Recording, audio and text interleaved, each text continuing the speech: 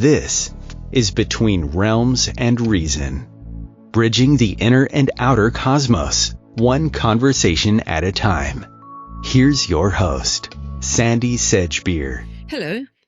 From catwalks to consciousness, former Ford model and classically trained actress Karuna has devoted more than 40 years to Kundalini Yoga, meditation and service, teaching globally and weaving Kundalini, Ayurveda and Lakota healing into one path. An ordained interfaith minister and member of the Founding Mothers Movement for Planetary Peace, Karuna is co-founder of Light on Light Publications and Media and author of Light on Kundalini, your lifestyle guide to yoga and awakening, and its companion book, Light on Kundalini Yoga Manual, which have become trusted guides for those seeking practical spirituality and embodied awakening. Karuna, welcome. Thank you, Sandie. It's so good to be back. I love sitting with you. I love preparing for you because I have nothing to do. You know, when you go, oh my God, what's Sandie going to ask you? Say, get out of the way. Yeah. So I'm gonna get out of the way. Thank you for having me. Good. Okay, so let's just start with something from your background. I mean, you began your professional life in one of the world's most image-driven industries. So what was it that first drew you from the fashion world to the spiritual path? And how did that transition reshape your identity?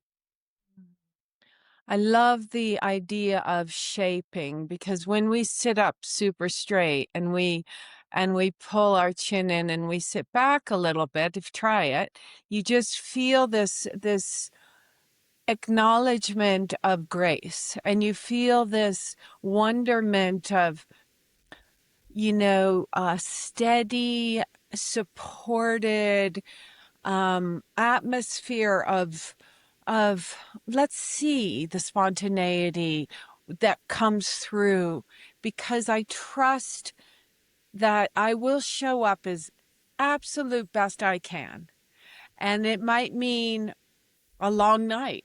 It might mean a great sleep. It might mean, the preparation is more detailed.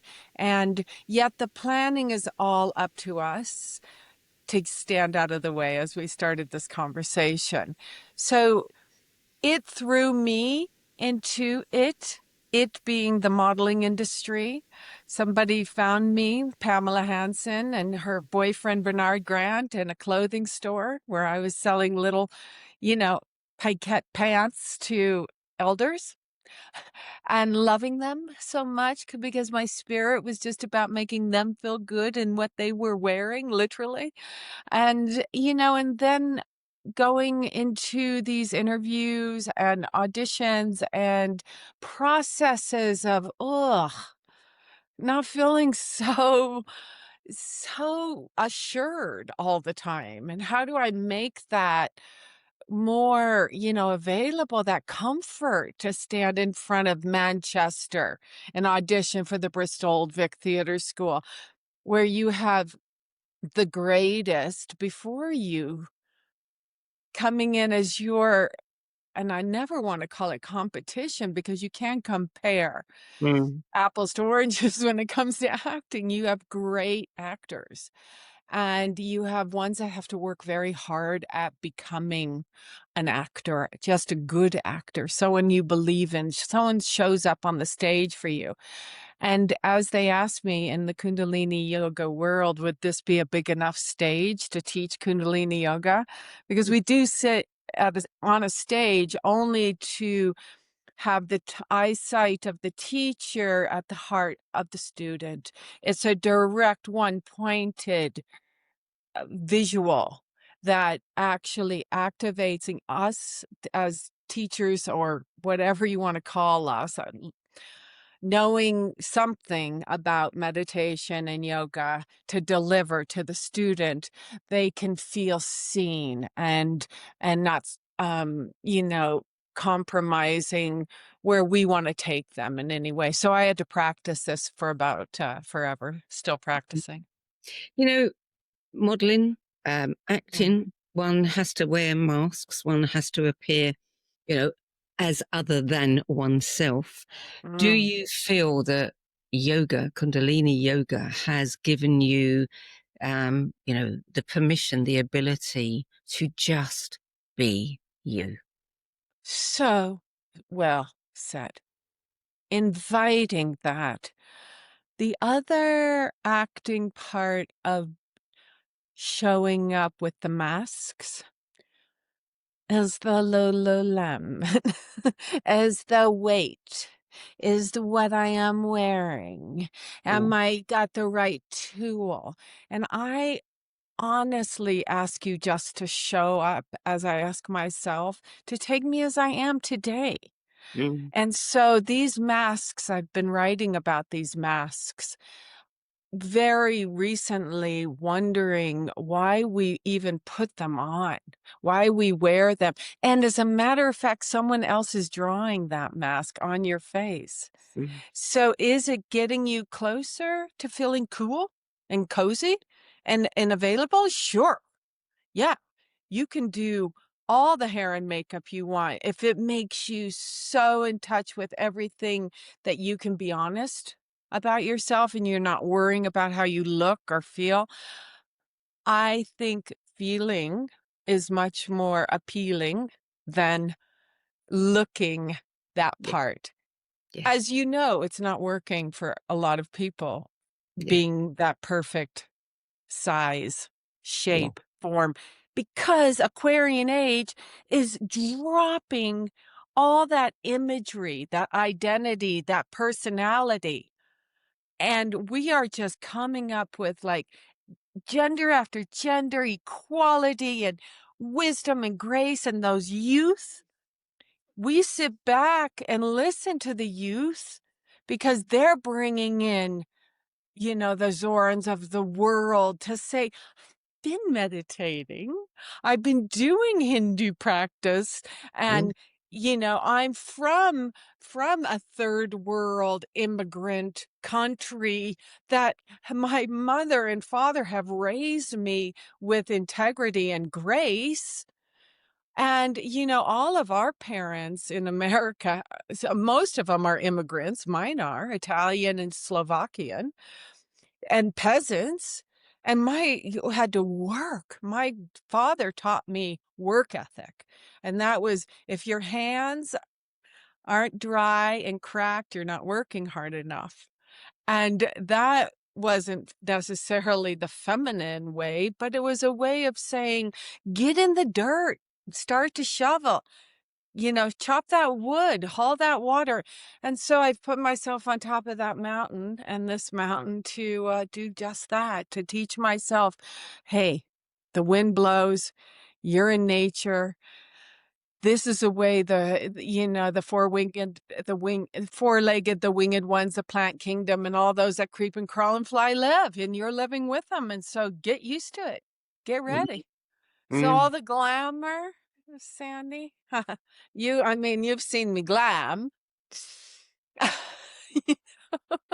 And it's such a giggle now because I know what my life looks like, mm, seeing the big, gigantic moose that comes to meet me in the morning or afternoon or evening, or the coyotes that surround me, the courage to make a decision in 9 seconds. I'm talking about yoga here. mm. I'm talking about what early morning practice gives me. Yeah, yeah. Yeah. You call Kundalini the yoga of everything. Mm, What what distinguishes Kundalini from other yoga practices? mm. The yoga of awareness, of awakening, of something that will get into my brain through practice, through the mind, because the mind has 9 aspects, 27 projections, each have 4 meditations that go with each aspect. So when you get in and you start depicting the preserver, for example, you see that there is the preserver in you. There's also the runner. It's going to ditch it. I'm out. I'm not going. That was too weird. Because Kundalini Yoga gives you these practices that seem so far out of reach for oneself that when they don't have the tutorial teacher to offer you the idea of what this is and explain it super well, it's hard to wing it. It's hard to read it in a book and figure it out. And most will just pull away from it and just go back to touching their toes, and that's good enough. With Kundalini Yoga, we want to make ourselves better people. So why? Because we want to put out the wars.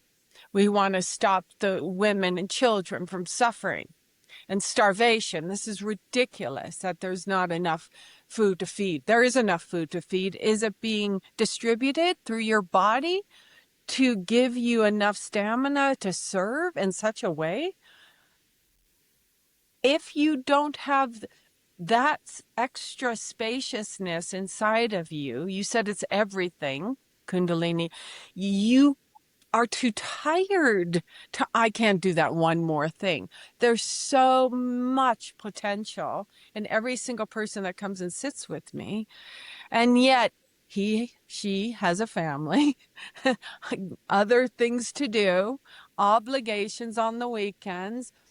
They try to fit in a yogic practice to meet their whole other obligated, commitments. And you can't do that. This is like brushing your teeth or combing your hair. You don't want them to fall out. You want to keep your gums healthy. You want to keep your tongue healthy. So everything to do with all the meditations of the preserver, you then have the runner, the one who wants to ditch it. Then you have this meditation that makes you understand that's my behavior. Yet your whole idea is to preserve. Then you have the runner. Then you have the integrator that goes from the preserver to the runner who's compromising, who's, 6-7, in and out, up and down, yo-yo, emotion, commotion. That's the runner. Then you have the integrator that says, oh, something shifted. And you don't know what it is. It's like you arriving to Sandie and she asks you the question and it comes up. You don't know what it is and you don't have to know what it is. But what you feel is so much importance, integrity, not preachy, integrity inside of yourself that it gives you this opening, this light from the darkness to the light, right? From the runner to the light, the integrator. So you take time, 3 minutes to 11 or 31 or whatever it is, to take time with it. Then you move to the apostle, the saintlyhood, the one that holds this mudra here and finds this apostle, the stillness through meditation, through mantra, through chanting. The sound current frequency of all 4 of those meditations of the preserver bring that 8, that specific 8, that prana of infinity. And then you watch your day. Someone commented yesterday after a beautiful live class we did, I still feel this. I'm looking at Costa Rica. I want to sit with you for long periods of time. And what I felt from that 36-year-old gentleman who looks like Superman, he's willing. And what I felt was protective of his willingness. I felt, yes, come to Costa Rica. Yes, come and sit. Yes, build this. Because, Sandie, we don't want them to get all entangled with the socials, that they're not feeling good enough about who they are, so they compromise. And we bargain for our character when we have really felt something different from it. You've integrated mantra, as you just said sound movement into your teachings. How do vibration and the voice help awaken consciousness? You know, what is happening there? Listen to your voice.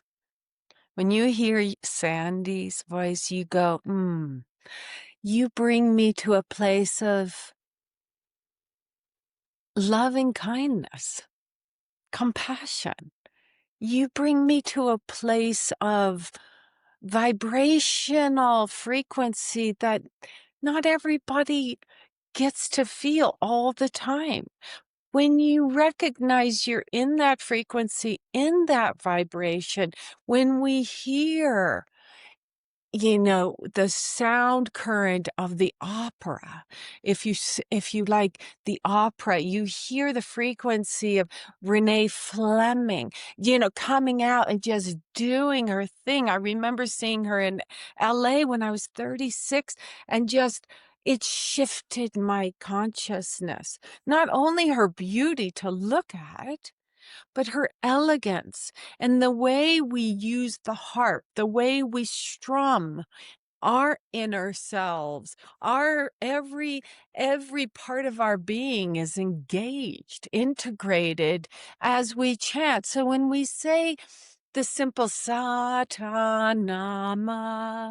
or Ramadasa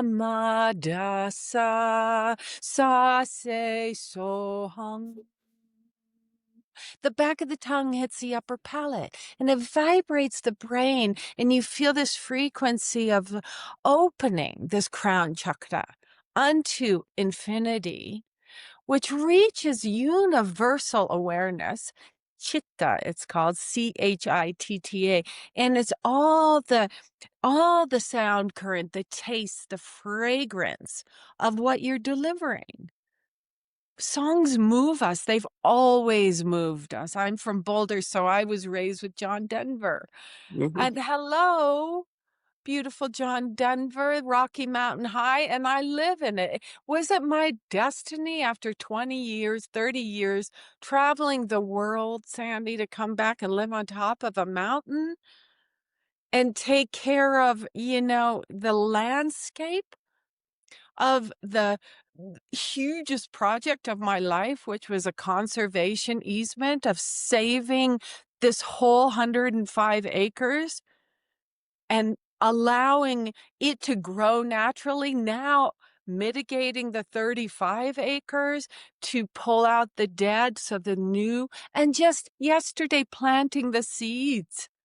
So in 3 years' time, they'll sprout. So it's not like this immediacy you're trying to get out of your yoga practice, meditation practice. You're growing. So sure, I've been doing it 40 years. I am still like, really? That just happened? Do you chant to your plants, to your seeds? Do you They sing chant them? to me. They They chant to you. chant. They chant. uh, So the birds in the morning come knocking on my window and say, "It's empty. The water is gone. Can we get some water around here?" The chipmunks come out my outside of my logs. I'm writing. I'm journaling early sadhana morning. I'm listening to sadhana. I'm listening to Japji, the Song of the Soul by Guru Nanak. I'm listening because when you listen, Sandie, it brings it scrapes all the virus out of your body. What is she talking about? Some of you might ask. I love you all, by the way. So happy you're here. Come to Costa Rica. We have 2 rooms left. I want to sit with you. I want to play the gong. I want to feel you and give you some good substantial, okay, Instagram's great. But yes, I'm chanting all the time. And the plants really feel it. And so I go out, I water, give the birds water. I go out and say good morning to the chipmunks, and now there's 3. little tiny one still, and it's November. So, everybody scooting around giving us guidance, messaging, crows, right? Hawks. When I arrive home, the hawk crosses right in front of me. The deer are just waiting. That's idyllic. I understand. It's a privilege. But it also is keeping up. It's also facing yourself in the midst of all this chaos, challenge we're feeling right now, and saying, how am I going to look at it? And I, don't want to check out and become, or go into denial of what the situation is right now. Financially, to live, to breathe, the air we breathe, the trash, that we have to get rid of inside ourselves and then recycle. The awareness is all chanting. It's all what I think you're really, because I know you're psychic. I know that you're getting to what's coming through right now is we are adjusting how we hear things. We are re-educating our vocabulary so that someone does, you're in denial of what's really happening. No, but I'm going to choose to see it in a more neutral, positive, if you like, third chakra, solar plexus, pump my navel, breath of fire, breathe, don't react, just act, activist, find a place that the mother lives in you. The founding mothers live in you, and make it a movement where you invite people over that don't quite understand what you're speaking of, maybe even here, but just come, just sign up, and you will get this connective tissue that has been longing to meet and greet you. And when your bestie of 40 years says, and you've just been together, writes to you and says, I miss you, what she sees is the you that brings her to her, or we to we. That's what we miss. You sound so passionate about what you do. I mean, would you say that you're in love with Kundalini Yoga? Well, it makes me weep to hear that. Thank you. I'll take that. I'm going to put that right into a very special part of my heart, and remind myself that Sandie thinks I'm in love with Kundalini Yoga. That's our shh, don't tell. But I'm going to sit with that all the time, because when I met you, I longed for my mother-in-law suddenly, to be honest. I think that wasn't fair. She left after 6 months in a tragic accident. What? Why? Why, God, Guru? Why, Goddess? Why, Kwanya? I ask these questions.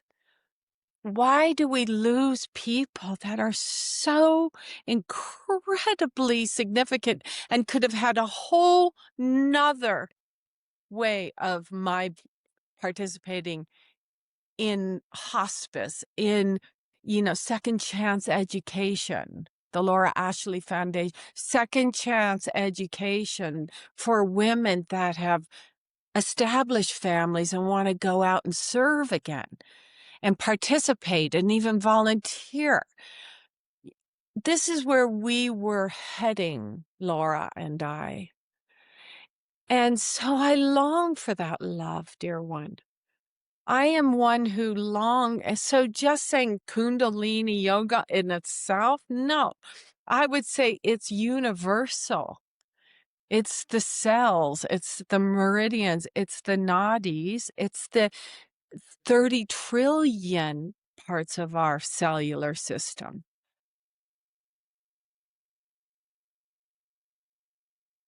You know, you're talking about loss of your dear beloved mother-in-law, Laura Ashley. And you actually, one of your programs focuses on healing grief. How did yoga help you process that loss? How can it help us process loss? When you feel, thank you for bringing this up because it brings me right to Karuna, Wales, where we put her steeple in honor of her in this old ancient church. And it brings me to the story of standing there feeling next to my beloved father-in-law, who created so many jobs for the Welsh. The people had nothing. And she created so many ways of stopping early on a Friday, and establishing a cottage style relationship to the tea towel and to the frocks and to the. So, how do we handle grief? Is we wear it, the heart on our sleeve. We wear our trauma. We speak with each other about it. We have exercises and breath work that can attempt to heal it. But it's really about sitting with each other. And one thing that happens a lot and happened also in my experience of loss is families separate. They go in different directions. They do not know how to handle loss. And to lose someone like Laura Ashley, or even as I write about my sister Kathy, huh? At 21, I'm supposed to know what to do? And yet now I realize that's a 7 cycle. That's every 7 years of our life. We cycle through consciousness. We change every 7 years. So that was my third consciousness cycle when I lost my sister Kathy. Had I known that at the time, I knew something had to switch when I was in New York City, bawling my eyes out every single moment, except when I was in front of a camera, which just brought me so much joy, so much happiness, so much smile in my life again. It was my only way I could really feel held is by giving. And it was in the form of a model.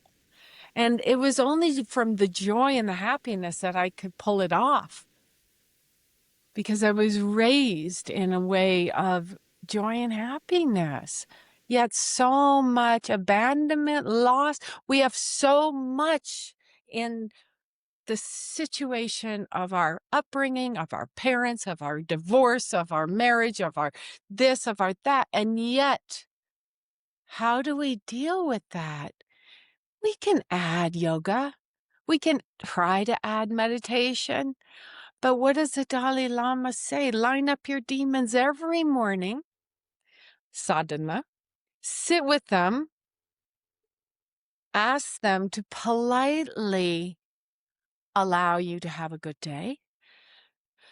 Realize when we're being emotional and commotional and it's quite distracting on our own good nervous systems, actually, that there's a way through that block.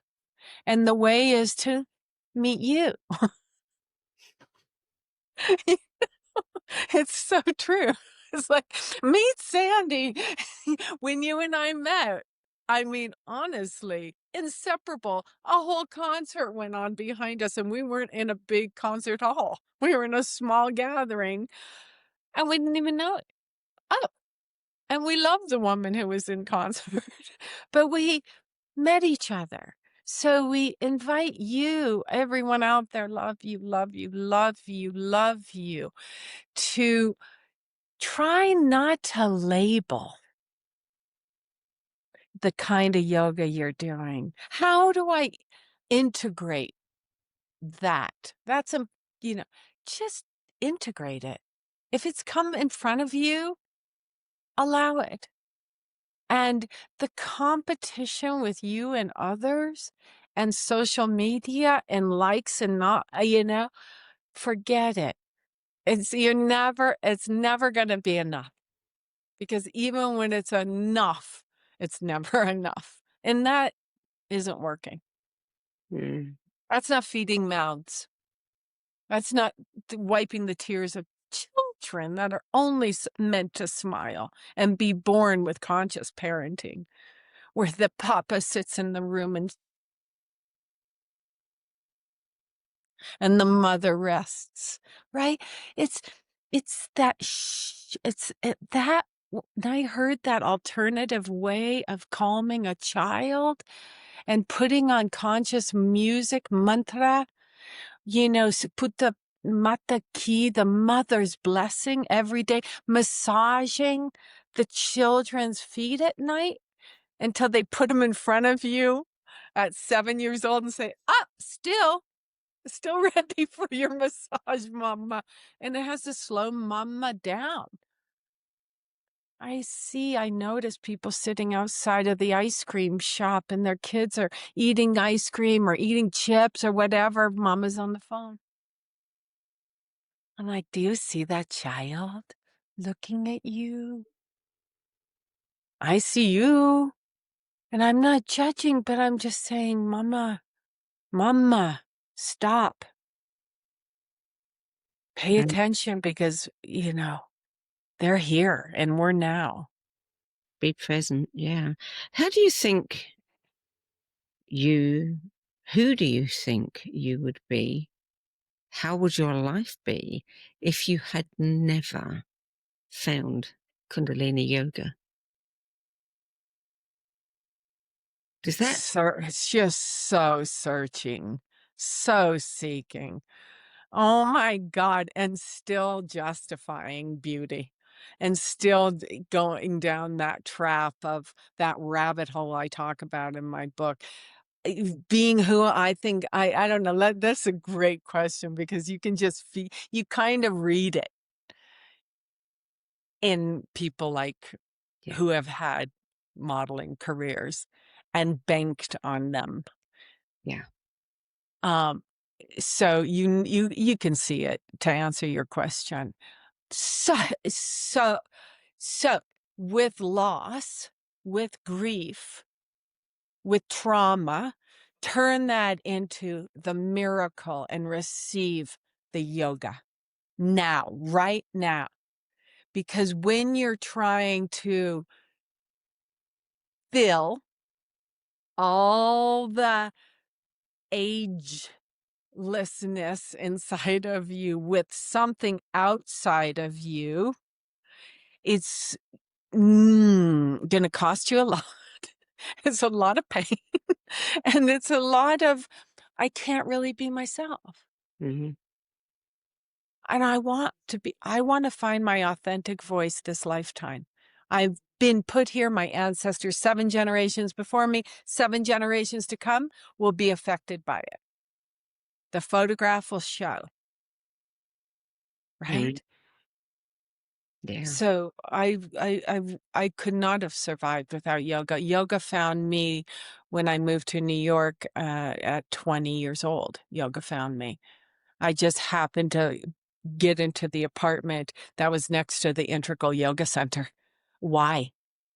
I Do you didn't think know. that was preordained? Do you think that... Totally. Everything is. Come on.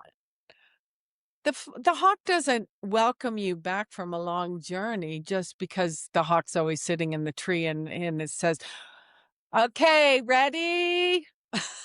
Let's go. She's home. Right?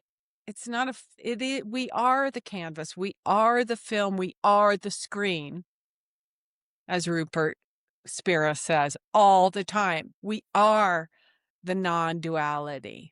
We are the beautiful place in which we can lean in and listen and make contact with each other and have a strong boundary with that. don't compromise yourself, ladies, dear ones, young ones. If you want to model, find people that can take your picture that have integrity only, and that's where you go. And the contracts will come, and your manifesting will come, and all your dreams will come. But yeah, we start off super insecure. We don't know. Some of us have not been raised with conscious parenting. Mm. We set that precedent. Now we know. So eat healthy, drink healthy, be healthy. And what does that mean? Oh, that's hard. That's so hard because the gut brain works with the D brain, and it tells you what you're craving all the time. And if you're craving love, you're probably craving sugar. And if you're craving, health, you're probably craving protein. It all has a direct connection with each other. These 5 tattvas, earth, wind, fire, water, ether. This is a mudra. You can just take this mudra and balance.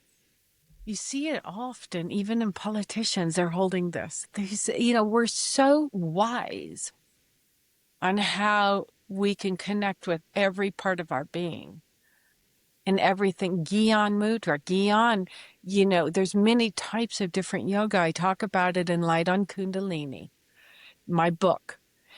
I talk about all the different yogas. So you mentioned Kundalini, but I have done Hatha. I have done all the yogas to get to Kundalini, because the base of the spine is the pent up, coiled up Kunda.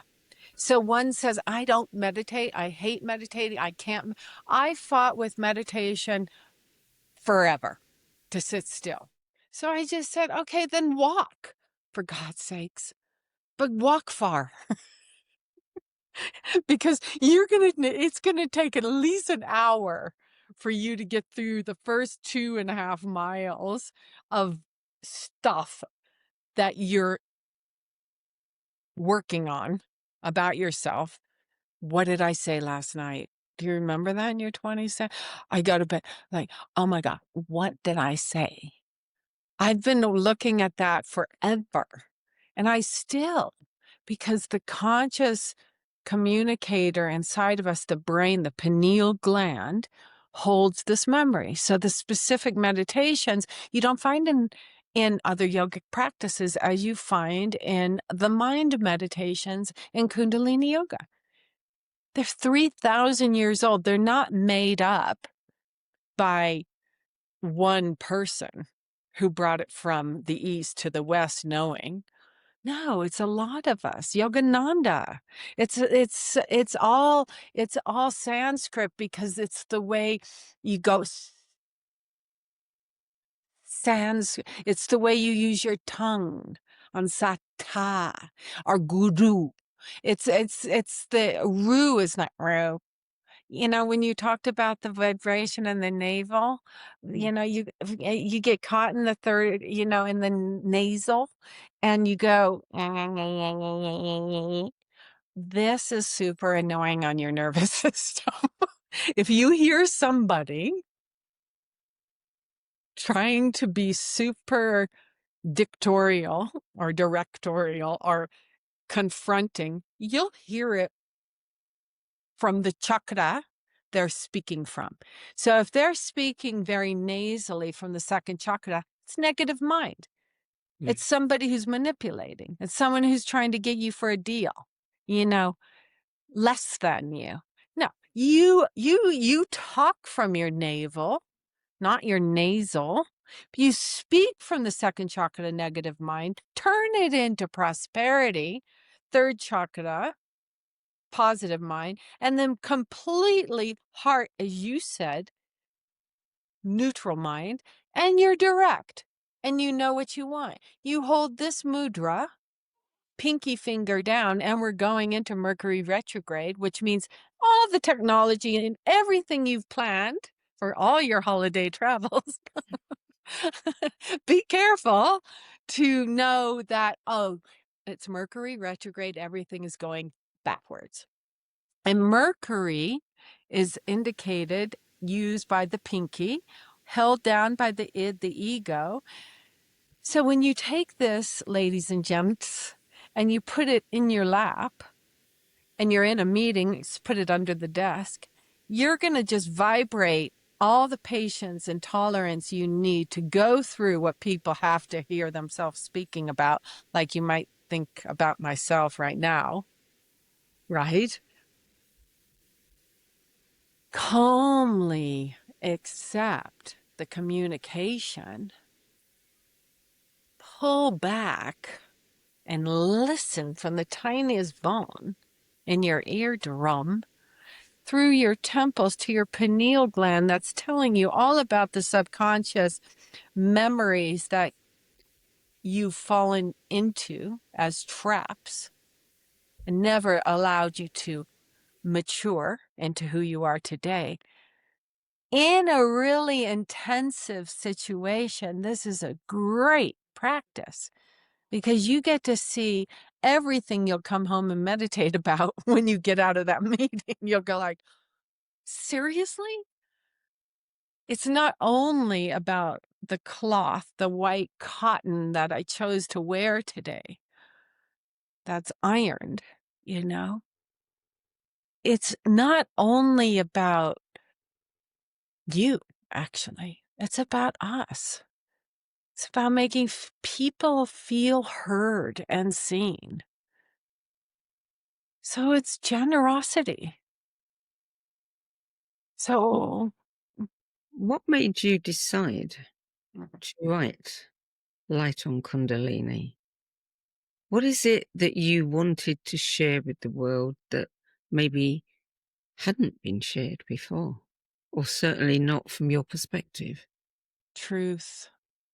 Truth. The real black and the real, and honestly, I think of so many more things I could share, but it would be painful for others. And I can't take, I don't ever want to blame or, I wanted to take responsibility. So I wrote it with integrity.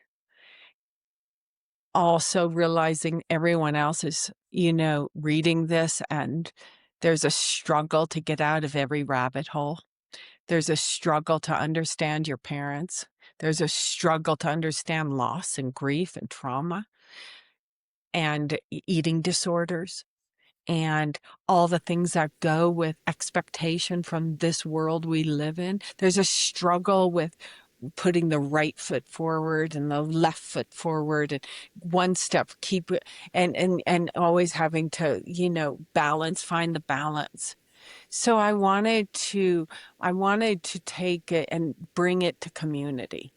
And in my book it talks about that weaving of community, the threading, the tapestry that we talk about in the first parts of the book. And the opening starts with Pamela Hansen, who discovered me, who says we've gone through so much with each other as friendships, as sisterhood. And to bring in then the UN, the United Nations, and talk about all the work that I've done with the United Nations to bring the subject matter around to Afghanistan, around to the women, around to the children and the young women who cannot be heard. The subject of, writing a new insurance policy was primary in the first months of my modeling, was to make sure that all of us were covered. To have closed sets where, there's no kind of, hashtag Me Too going on in there. We have worked hard to get to where we're at today. And we need to now read each other's stories so that we have a courage to admit, to help somebody who might have something going on and they need your advice. Because back in the day, our parents were covert. They didn't tell you. They expected you to win that medal in the Junior Olympics. And you're like finding a medal in the ground and calling it yours because you were trying to live up to their expectation. And we still are. And now we compete against each other. So this book, it shows every yoga practice. It tells the story of every yoga practice you can do and the philosophy behind it and the willingness to invite the beautiful people into your life from other traditions. Mm. You are involved with a number of initiatives connected, with International Day of Yoga at the United Nations, as well as the upcoming Millions Meditating Alliance, the Founding Mothers. How do you see yoga and meditation contributing to global healing at this particular moment in history when, boy, do we need some healing? If we sit together, excellent question. I see people join the groups I'm in, and I see them go. They come and they go, they come and they go, they come, because they don't believe in the leadership or they don't believe in the nitpicky. And that's okay. Come and you go. Everyone will find their place in meditation too, as well. However, if we come from, let's take December 21st, 2025, when we all gather on the grounds of all our sacred places, your forest, your park, your bathtub, wherever you choose to meditate on December 21st, you will know that you are meditating worldwide with all beings, even if it's 1 minute of silence you do. You are focused, you are graduating into a participating that's universally awakening a global awareness of stillness. How inviting is it that you should participate in something that's going to change the world and bring it peace? And peace starts at home.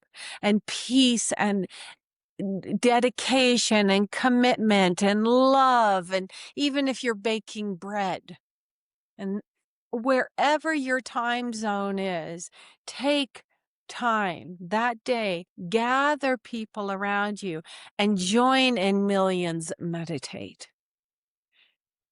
And send your vibration out into the world without having to even own a cell phone to do so.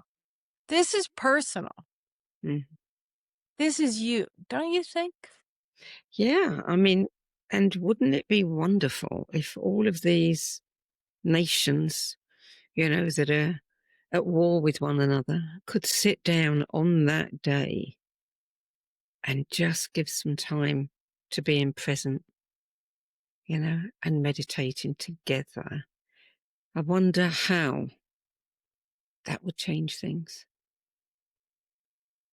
All I can feel is this beautiful film out of the Ukraine that talks about how Kundalini Yoga and meditation were offered into the war zone. There's a documentation, and it is so universal that when people individually feel purposeful, the sponsorship of the activity of sitting still becomes relevant to doing so. To not thinking about it, just get down on that ground, whether it's a bow or a whatever you want to offer in that moment of peace, no war zone inside of us. to work outside of us. The world will change. And here's the thing. It already is. You don't have a choice. The wars are going to stop.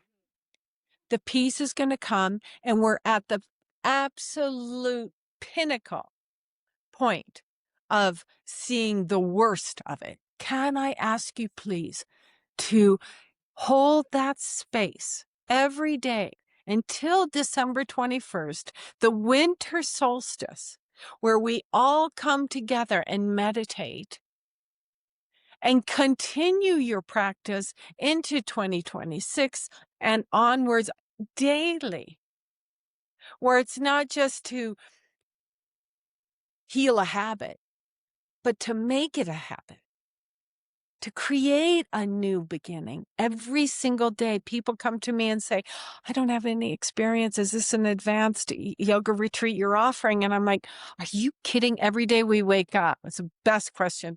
We're brand new. We're new. We're beginning. We're starting over. It feels brand new every day. So no experience is needed in meditating.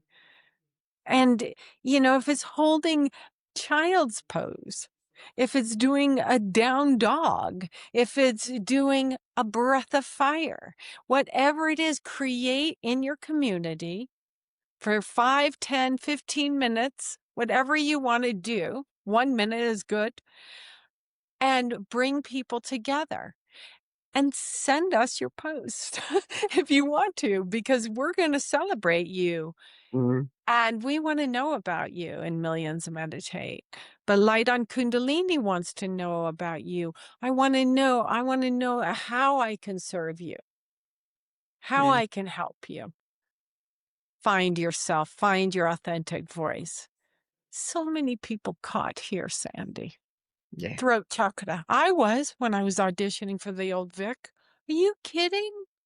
I had to fall in love with the director's shoes to take my mind off of him auditioning me at the, what was it, the YWCA in London. Can you imagine?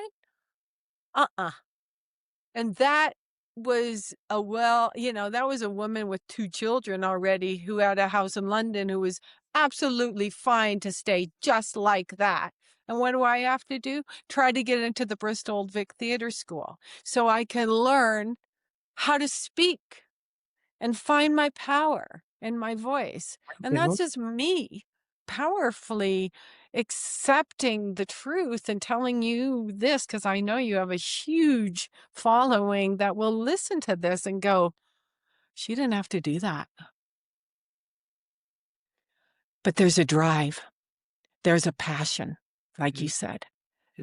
And when you got Karuna given to you as your spiritual name in 2004 in India, you better figure it out how to become more compassionate. And I had a lot to learn, and I'm still learning. Of course, we all are. That's why it's so lovely to sit together. It strikes me that there's a lot of humility that comes from practices like yoga and meditation. As you said, you talked about every day you start anew. It's not about having done this for 40 years and being very, adept at doing it. Every day you're starting anew. That's something that I think we actually don't give enough attention to.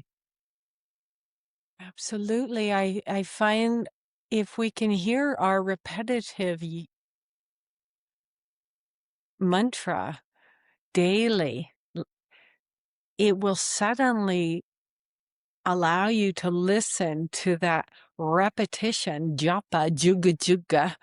Oh my God, juga juga. Just saying that, to repeat, japa is to repeat. Suddenly you're going to listen to your own BS and you're going to go, And what you're going to try to do is avoid doing the yoga. Avoid the meditation, because the ego is like, I believe I am that. And that is my identity. And man, I've done so much to become this. How can I ever be less than that. And when you humbly bow every morning and take a cold shower, if you like, also, you get warm inside. People often ask, why am I so cold? All the time I'm so cold. I say, just take a cold shower or eat more cucumbers, to warm the inside. But yeah, eventually you got you have this grace, this generous grace that comes forward and says, who are you sitting with today? And it's just yourself again and again and again. And there is a beauty in that because it creates a newness that somebody sees in you that you don't see in yourself, like you see in me, to be so honored to share and lean into this conversation of something I'm passionate about. I see it works. I see the glandular system heals the physical itself without me medicating at all. I see when I slip and fall and trip and stub my toe often. Ouch.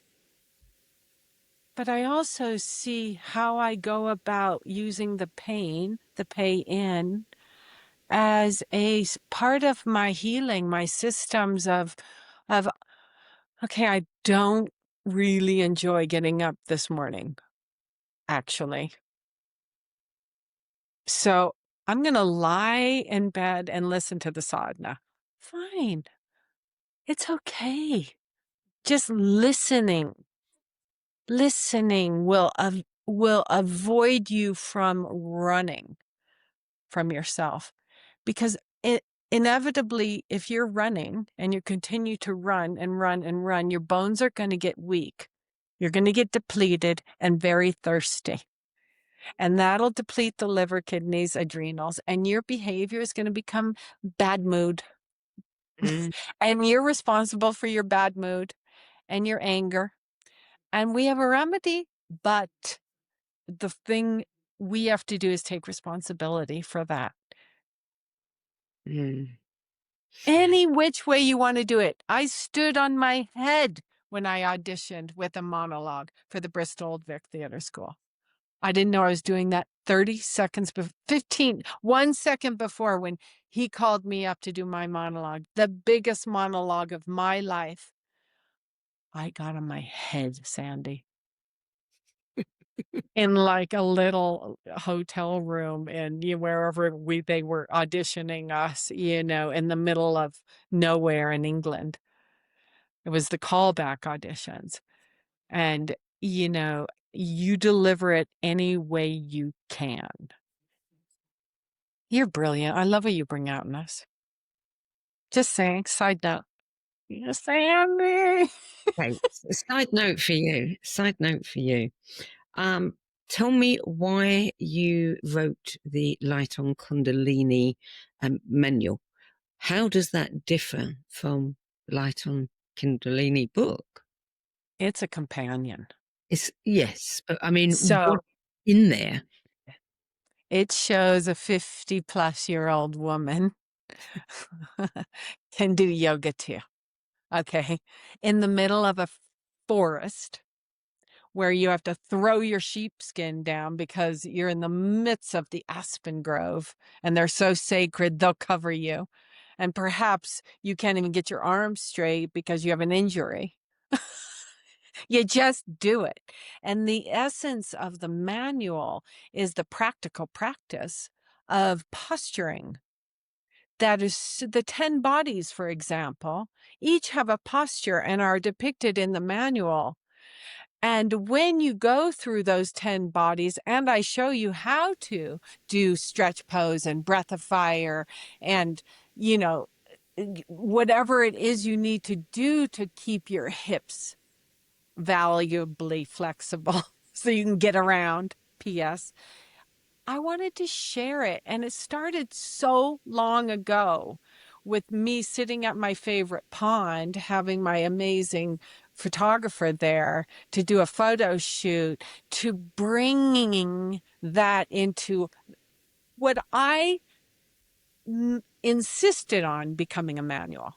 So it takes us, there's not a whole production crew that said, oh, hey, we're going to do a manual and we're going to start, 5 years ago with the pond. And there was no organizational skills like that because, very good point. You want to stay spontaneous. You want to get creative. You want to invent something, and you've got the content to do it. So let's put it together, even though the publisher, self-published for the manual, Light on Kundalini, gives you, and now at Amazon, so gives you the the creative force that's possibly become like your daily routine, of doing the same repetitive thing every day, a fire. A fire. It ignites that futuristic place to bring something forth, to have something like the last part of the manual. I had to include 10 pages, 11 pages of free writing of all the 10 bodies, and then the 11th body being the knowledge, wisdom, and grace of the Siddhi Guru Granth Sahib, the guru, the technology, the Sanskrit, the Rumi, the poetry of yourself. I had to supply those 11 pages at the very last second to delay the publication of the manual because it was absolutely necessary for us to have those blank pages, for us to fill them in as each other, as oneness. So the manual is your diary. It's your journal. It's my acknowledgement to my mother at the last second, to thank her for all the jobs she had to do to raise the 4 of us as a single mother and an opera singer and a beautiful voice. There are things we have to do to pay respect of the ones that have come and really gave us everything to carry this torch. And we have to acknowledge them, and we have to understand it's not only us, and it is our way in yogic spiritual practice, no religions attached. When I teach 2nd and 4th graders, they are right there. These are their legs. They're like, they're as passionate as I am about twisting themselves into a pretzel and saying, look at me, Karuna. And that joy is when I was writing the manual, like we were getting it all together just spontaneously. And it drove us to publish it and receive it as one of the books that Deepak Chopra is now holding in his hand, because it has a victorious, I just fell forward. You saw that movement. It's got that forward movement of 2026 and on. And we are igniting and inviting and activating the Aquarian age like everyone said we would back in 1945. And going through the pandemic and going through the suffering that leads to compassion. We are responsible, and it cannot be about us. It's got to be about you. Got that? You. Got it. Yeah. We're almost out of time. I have one last question for you. If the body is the temple, and if sound is prayer, what is the one mantra or vibration you would want echoing through your temple at this stage of your life? Well, 3 come. First, it was Madasa, the healing. Rama da sa sa say so hum. And then I would complete it with Sat